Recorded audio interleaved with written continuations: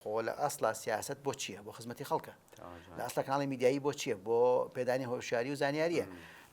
نابێ کاری حیزبی و کاری سیاسی ئەوەندە یانیگەر جایز جەخسە ئەوەنە قێزەوەم کرێ لای خەڵک وەکو دێوەزمە سەیریکە بڵێ من توخنی کاری سیاسی ناکەم حیزبایەتی بۆ گەنە ئەبێ حیزبایەتی و کاری حیزبی و کاری سیاسی جوانتر کرێ لای خەڵک و بێتە بەشێک لە خزمەت ناڵێم هەمومان بینە حیزبی من داوایەوە ناکەم بەڵام ئەو کەسیش کاری حیزبی حیزب بچێتە خزمەتی گشتی خزمەتی خەڵک خزمەتی گشتی خەڵک بکە.